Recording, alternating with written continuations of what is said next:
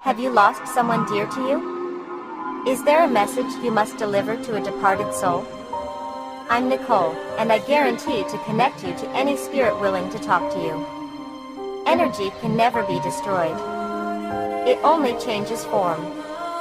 It can be reassembled for you by a professional medium who feels the presence of the spirits, and that's what I do. Click the link below to set up an appointment. Meta Medium Nicole. Sees all. Tells all.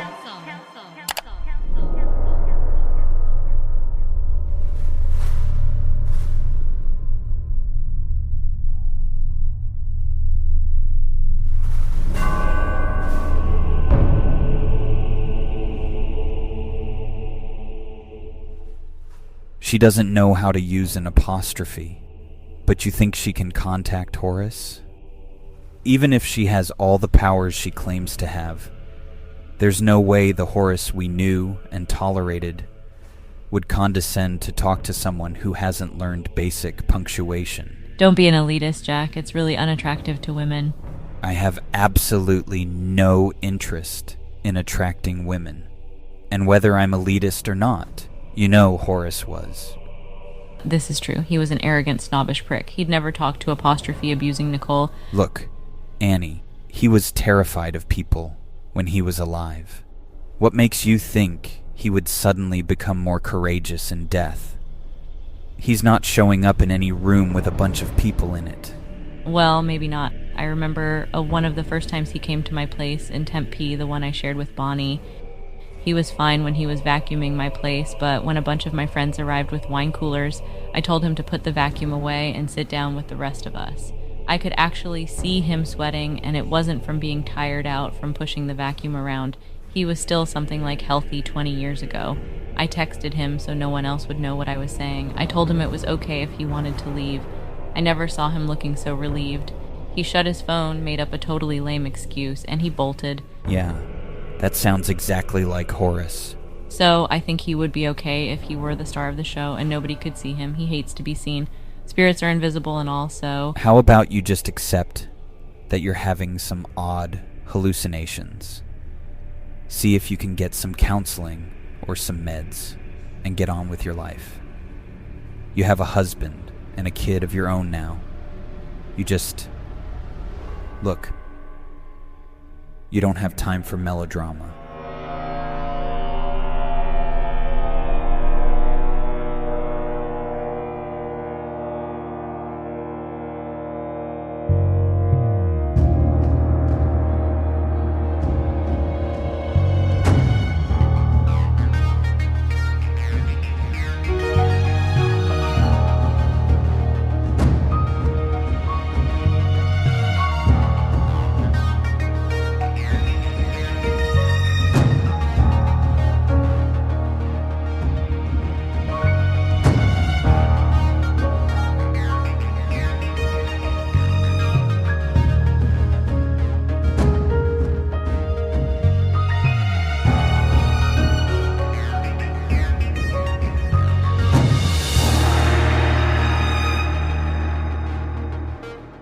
Good morning, good evening, good afternoon, or good night, whatever time of dimension that you are in. This is your host, Chris. Welcome to Interstellar Frequency. The Séance begin. Are you going to help or what? I mean, it was great you helped out at the memorial. Thanks. I'm grateful. I'm sure Horace would have appreciated it. But the problem still remains, and I'm going to have to find a solution. I'm being haunted. Even Jackson is noticing it. He asks about the smell, and he's heard Vole barking in the middle of the night. What does Axel think about it? He thinks I'm just having a bad reaction to losing my friend. He thinks I just don't know how to grieve. And that's the thing. Look, I'm not grieving. I'm pissed, okay? How do you grieve someone you're pissed at? I didn't really need to hold back any tears at the memorial. Even when Stevie sang On Your Way, I felt... nothing. Everybody else is crying, and sure, I put on a show. I know how to present myself in social situations, which is a skill Horace never had outside any of his classrooms, and I did my job. But I'm not sad. I don't know. Maybe I will be sometime, but it's just not anything I feel now. Sorry, I can't choose my feelings. I'm not even scared of his ghost. He's not going to hurt anyone. He's just going to keep pissing me off, and I need to get him to stop. So, how many people are you inviting? Google recommends a total of 13 in the room. I guess it's a powerful number. It's a prime number. But I don't think that gives it any mystical power. Neither did Horace. Let me know next time you go into a high-rise with a 13 on the elevator. 11, 12, 14, 15. It's the way they're made. Is that just a coincidence? No, it's just stupid. So are you coming or not? Fine. Whatever. I'll be there. Are Axel and Jackson attending? Axel is. I'm not having kids at a séance. That's just stupid. So, we're 3. The medium makes 4. Who are the other 9? I'm thinking I might be the medium. No chance of trickery then. Horace would approve of that, I think. Yeah, he probably would. So you have 10 friends. I have a lot more than 10. I need to choose the most open-minded ones. And then I have to coordinate schedules and all that. I think my mom and her husband will come, and my sister and her husband. So 6 to go. Yeah. The 6 were random friends of Annie's from work, from college, from her volleyball team, and Sasha, a friend of Jack's who thought the paranormal was a neglected science. Sasha was the one who brought the Ouija board. She put it on the table, and Annie's friend, Beverly, leapt to her feet. No way. I'm not being involved with anything with a Ouija board. Those things summon evil spirits. Oh, for God's sake, Bev. We're here to summon Horace. He's not evil. Maybe he's not who we'll summon. Look, this is basically bullshit anyway, so let's just get it over with so I can get Annie to accept the need for counseling and meds, okay? There won't be any spirits here tonight, probably because when you're dead, you're dead. You don't come back and haunt anyone. Have you ever been dead? Come on, Ma, you know better than that. Well, if you've never been dead, then how could you know? Okay, everyone, let's just settle down a little, okay? Horace isn't going to hurt anyone, and this is how we can start to talk to him. You're here to help me out, and this is how it's done. I did my research. Everyone has to hold hands, except for the 3 people who put their fingertips on the planchette. When we get to the séance, all 13 of us will hold hands. I'm not touching that thing. I'll hold hands, but I'm not touching something that's going to get me possessed by a demon. I'm just not doing that. Okay, Beverly, that's fine. Let's get the skeptics. It's less likely to be faked then, so Jack and Alex, you both think this is bullshit, right? Definitely. I know it's bullshit. Good, that's 2. Now who's the 3rd? I think Horace should be the 3rd. Wouldn't that make sense? Well, it would, except, what with him being dead and all, he's not here tonight. No, Mom's right. He can be the 3rd set of fingers. Horace was the biggest skeptic of all of us. Why not? Honestly, because with only Axel and me, it's not going to move. We're not going to push it, because we're not up for bullshit. Well then, it will be quick. Just put your fingertips on it like this, just around the edges. Good, there you go. Not so hard, Axel, just very lightly. Okay, now, I'm going to call on the spirit of Horace. Horace, are you with us? Everyone watched the planchette carefully. For a solid minute, nothing happened. A minute is an incredibly long time when you're waiting for something. Really, listen. While this clock ticks off 60 seconds, one at a time, you can just see yourself staring at the little plastic device with a plastic window in it. Jack and Axel didn't look at each other. Instead, they were, against their better instincts, as interested as everyone else in seeing what it would do. And it was at the very moment that Axel became convinced this wasn't going to work that it began to move. Knock it off, Jack. I'm not. Dude, I swear I'm not moving this thing. Where is it going? Everyone. You need to open your minds farther. Let him in. Quit fighting it. Make Horace feel welcome.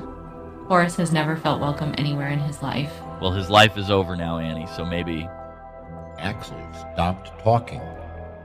as the word yes appeared, centered almost as carefully as a scientist centers his microscope in the little plastic window of the planchette.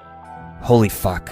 Oh, I told you so. I told you. No one would believe me, but there it is. Positive, irrefutable evidence. Even Horace would have to accept this. Axel, tell me, really, be completely honest. Did you move that thing? No.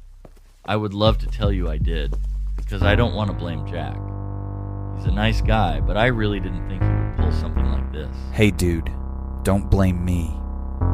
I don't know why you're trying to freak out Annie, but it's a lousy thing for a husband to do to his wife. Okay, boys, maybe instead of whining, you could just accept. What did Horace used to call it, Annie? The evidence of your own senses. And that's what you have. We have two people who are the least likely to move the planchette with their hands on it. So what are the possibilities? One of us could be lying. Well, it's not me, Jack. It's not me either. Horace, is Alex lying? Now, the planchette began to move, almost instantly. It floated across the board the way an old man stumbles across a room he doesn't know well. After a moment, the word no was perfectly centered in the window. Okay, then Horace, is Jack lying? The planchette moved away from the no just a moment, and then returned. Well, if we believe both of you, what other explanations are available? We could accept that Horace is here, couldn't we? Occam's razor tells us. The planchette started moving more quickly now. Annie read off the letters as they appeared in the window. Z E B R A S. When you hear hoofbeats, think horses before. What was it? Zebras. I'm selfish. Do you understand?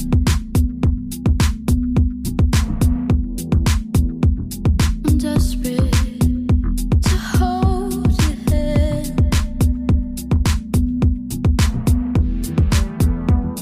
I'm losing myself again. Trying to reach you. Losing myself again. Don't wanna lose you. I don't wanna let you know that I don't wanna let you go. I don't wanna let you know that I don't wanna let you go. I promise I got it under control. I promise I got it under control. I don't wanna let you know that I don't wanna let you go.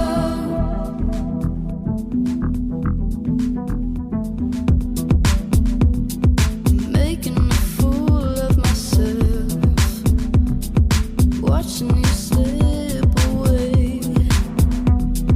I can't help myself to hold on. Losing myself again, trying to reach you. Losing myself again, don't wanna lose you.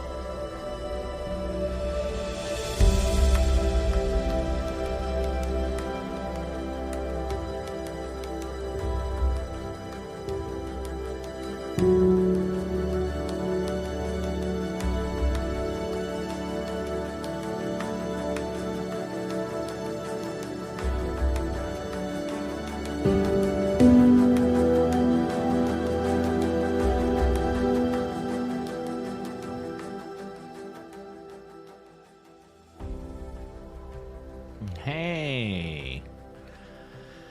Yes, I'm back. I'm doing a recording finally. And I'm sorry that I wasn't able to do the commentary. Sorry, but not sorry. You know, situation on the last week, I was pretty busy in the industry. And again, this week, busy with the industry in the truck driving world. But on the other hand, in this lovely episode, it absolutely requires a commentary. So, those of you that are listening to this show, I want to give you a little background stuff of how and why, you know, this episode and alone to me is special. And you've heard the song I've used a couple times on the show, which was right around the time that after we created this episode. And here you hear it again. But something remarkable happened with this episode. And I don't know, call it an art of creation or art of, hey, it works. Leave it like it is. It's working. Leave it the fuck alone. And just roll with it. And that's exactly what happened. You know, there was a long conversation between Fred and I. How do we make this work? Can we make this work? Is this going to work this way, or is it going to work that way? What about if we do it this way? I don't know. We'll just find out and see what happens. I'm not sure. And then all of a sudden, it worked. And this episode was a point of that, and a really strong, powerful, emotional point.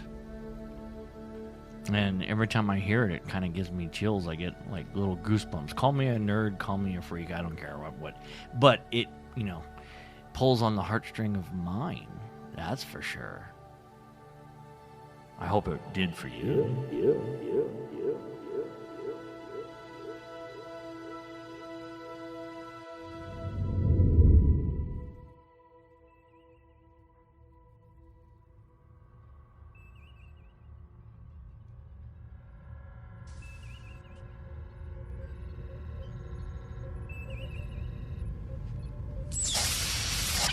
Warp 9.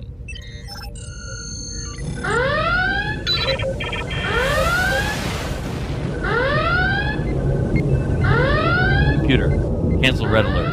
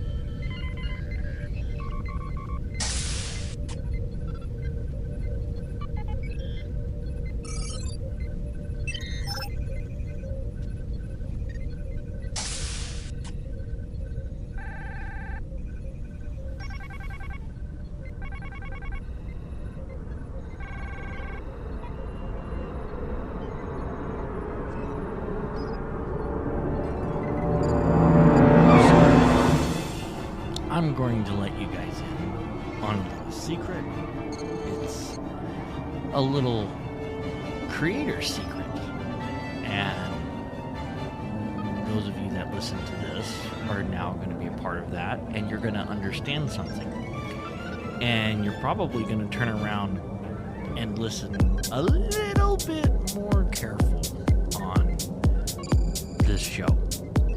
because in the sound design itself, the sound design of how I do things and how I put it together, there are times if you listen very carefully, very, very, very carefully, you can hear if there are multiple people involved in the creation.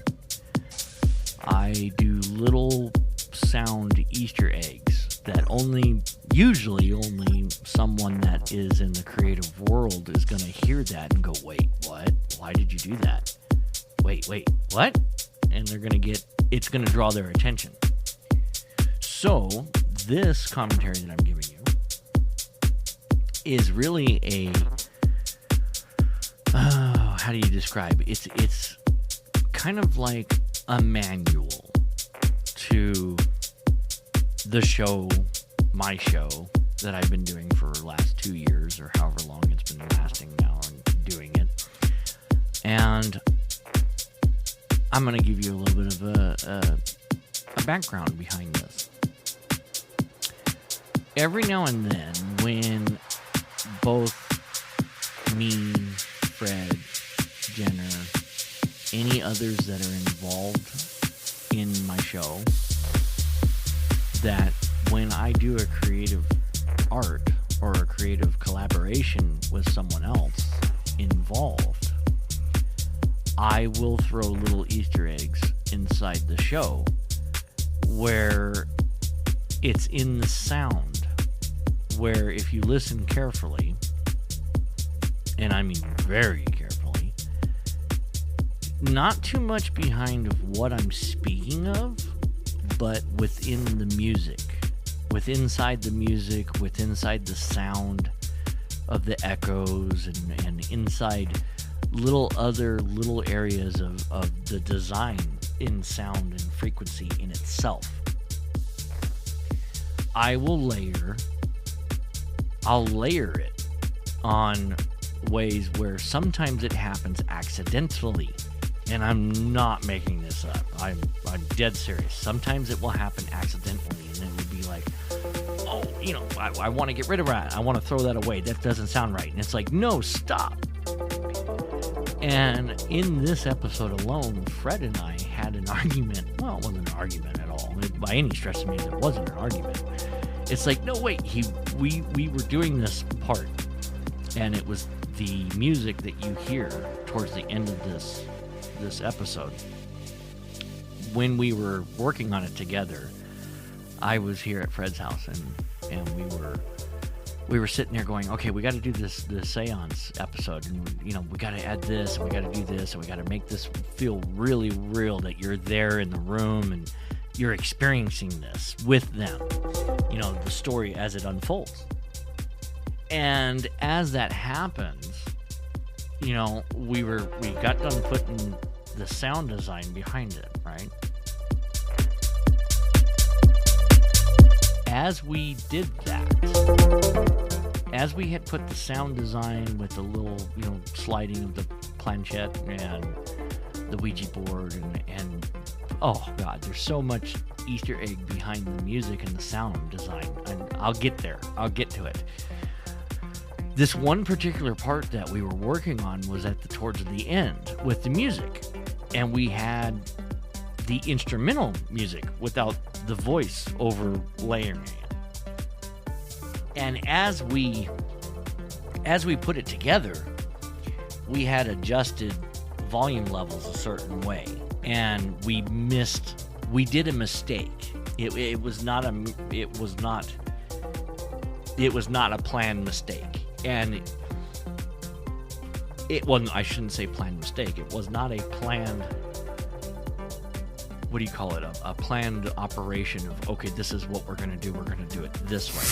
No, that's not how it happened. It just happened. And sometimes that's how art happens, is it just happens. And you look back and you go, wow, that's cool. And it happened 100% again on this very episode right now that I'm recording, behind the episode that was already once recorded long ago. And I did it by mistake. I did not plan it to happen, and it did it again, where it, the volume level started out at one way and then it continues to rise on another, and it was not something that was intentional. And it's like, hey, that's cool. Now, that being said, you could hear it on the first part of the talk before this one that I'm talking about now. When we layered this, we cut in the actual voice instrumental music combined together. And we lined it up in a way that is like a 2-for-1 deal, kind of deal. And I don't know how the best way to describe it. I'm trying to describe this from you got to bear with me here. I'm trying to describe it from people that don't really know what I'm talking about on sound and wavelengths and blocks, and then sliding the blocks from one end to another and making the blocks line up. I mean, it's some work when it comes to doing these recordings and putting this stuff together. Those of us out there that are creators that know what I'm talking about, working with the loops and the blocks and lining everything up in the right frequencies and the right wavelengths and everything like that, it's got to match. If it doesn't match, it doesn't work. And it's like, well, damn it, that's offbeat, And in a way with this one, we lined it up and it was like, okay, yeah, that's cool. And we had the volume down on it when we did the original first episode. And then all of a sudden, as time went on in the song, it was like, okay, that's cool. It's really good. It's kicking off, and the song's singing. She's going to town. The name of the song is Under Control. And it is from Epidemic, and anybody can get it. And it just kind of was a mistake. And at that moment in time when we heard it, I was like, oh, Fred, look, it's layering. And he's like, oh, no. And he goes to stop, and he was going to cut it. And I'm like, no, stop it.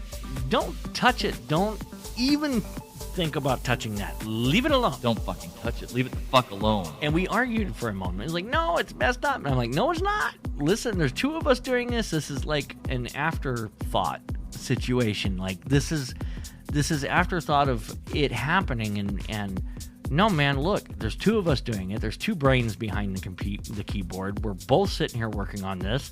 Leave it alone. Let it play through and see where it goes. And we thought about it, and we argued about it for a moment. It was like, no. And it's like, yeah, leave it alone. There's two of us working here, not just one, so let's leave the two. And they layered perfectly on top of each other through the whole entire song. And it almost sounds so perfect that you don't even know that it exists until now that I'm telling you about it. That's not how the song actually is, but there's extra beats and extra sounds behind the main sound. So you hear the extra beats in an echo behind itself. And that was not a planned situation. It happened by a mere happenstance. And oh my God, it became an epic piece. Can I create it again? No, it's impossible. It cannot be done. I can't do it. Even if I want to, it won't work. I'm not able to do that. And that's fine. It's not no big deal behind it, but damn it, that sounds so good. I'm selfish. Do you understand?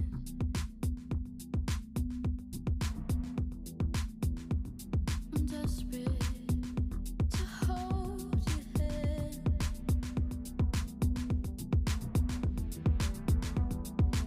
Losing myself again.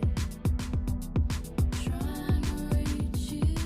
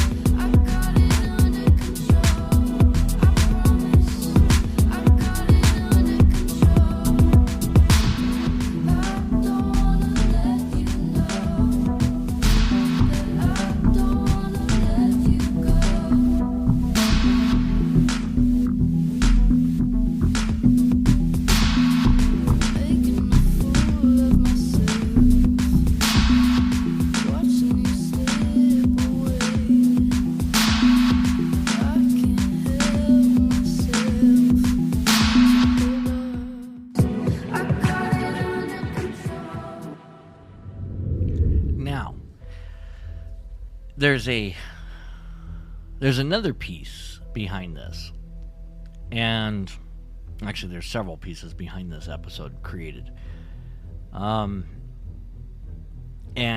it always does sound so much better when more people work on a piece of art together versus just one person doing it. I mean, yeah, you have one mind do it, and then, yeah, okay, it's good, it sounds good, but when you have two people doing it, or three people doing it, and they're all on the same project working on something, you've got so many different interpretations behind the one thing that you're hearing.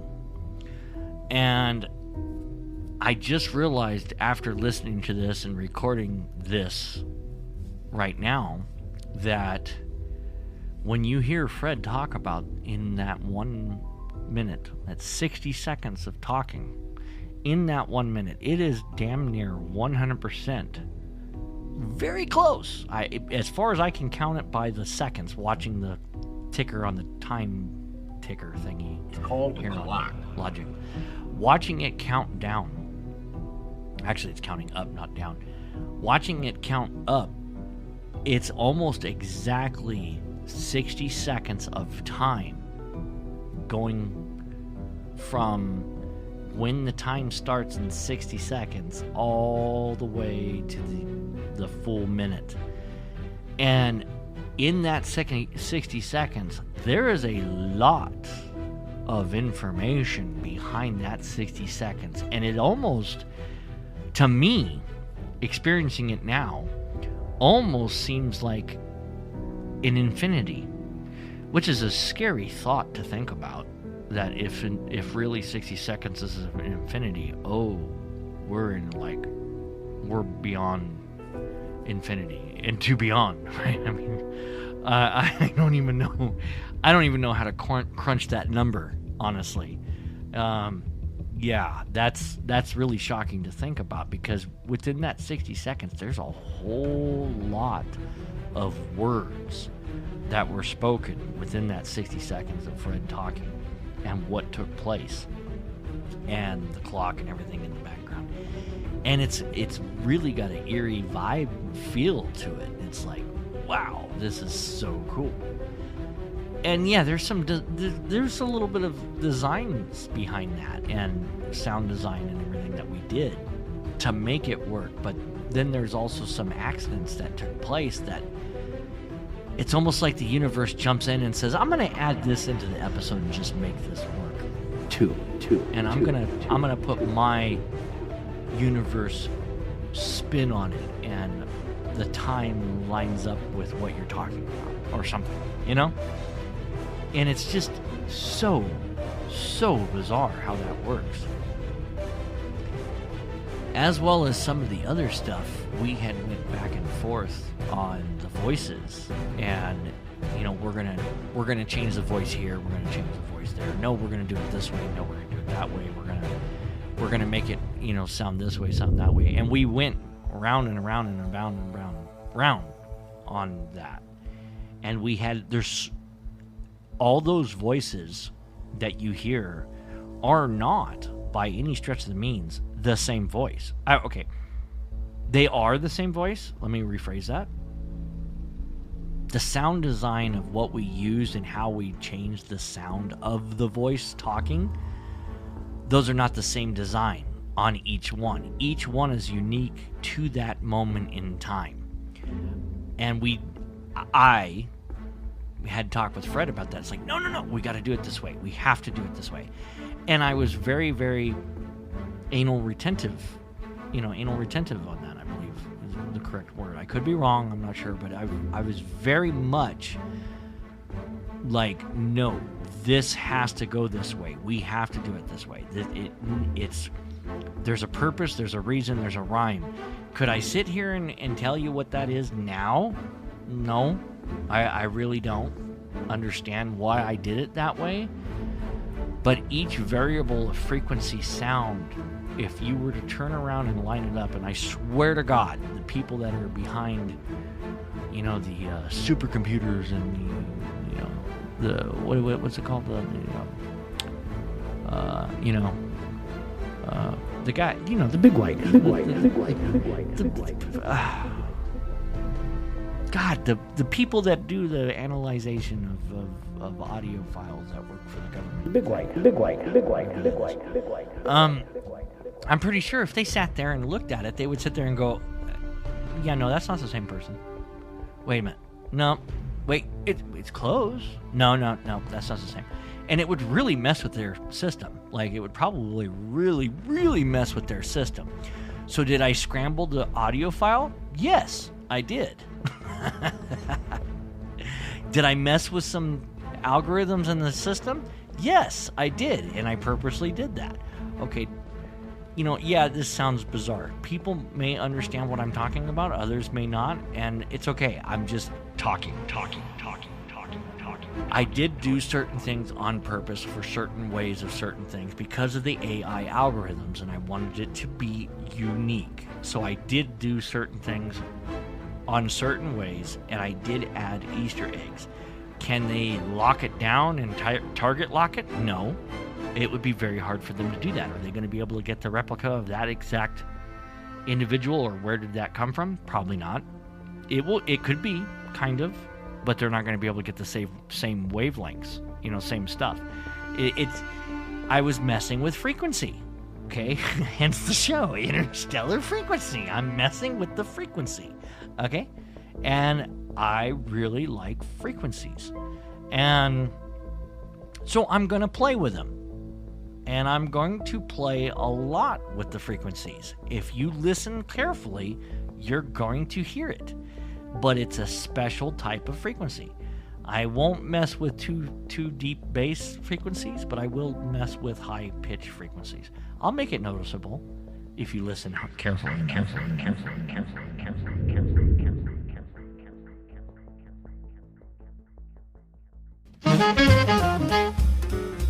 And I'm sorry. Not sorry. Sorry, not sorry. I mean, there's a life outside the show. Now, mind you, if I had some multi-millionaire sitting there going, yeah, man, I love what you're doing. Here's the money. Now just keep it up and keep going. Okay, sure. I'll just sit behind the computer and not have to worry about paying the bills, and I could sit here all day long and just create the art. And that's exactly what I would do. But that's not the world I'm in right now. The world I'm in is taking care of my family, my wife, and my kiddos, and truck driving across the country and making sure that bills get paid. And I could keep the show going. I mean, because first comes, first serve, basically. The kids and the family and the wife come first. And then, the other stuff of the bills. And then after all the bills are taken care of, then it's the show. It's like the show is almost at the back of the list. I mean, it's at the bottom of the barrel. And yet I'm still lucky enough to use Fred's studio when I get a chance. And it's like, hey, I need to get my episode done and I need to get this out. I'm going to use the Starship. I'm sorry, dude. You're going to have to wait. I'm kicking Fred off the Starship. It's like, dude, I've got the helm. Get out of the way. And he's like, go for it. Do it. I'm good. Go for it. I don't need you. I go, thank you so much. I owe you one. I owe you big. He's like, no, you don't. We're going to be working on my show. Hey, it works, man. Creative art. I love it.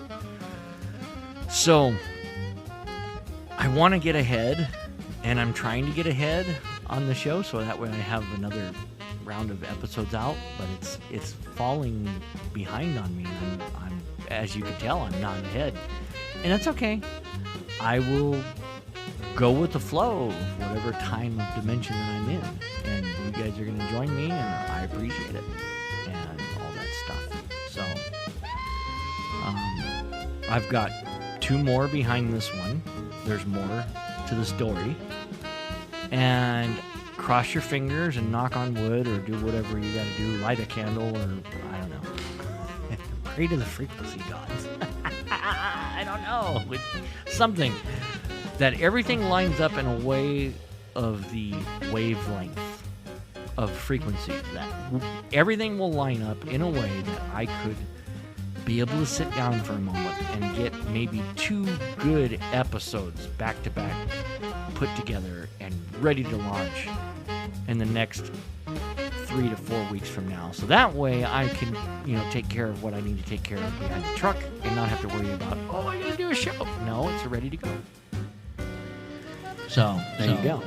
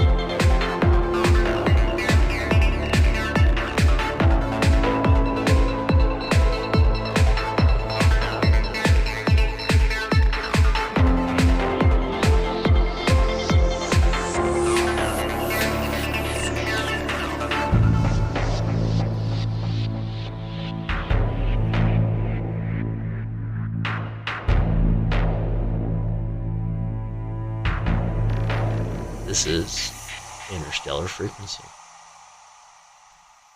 End of transmission.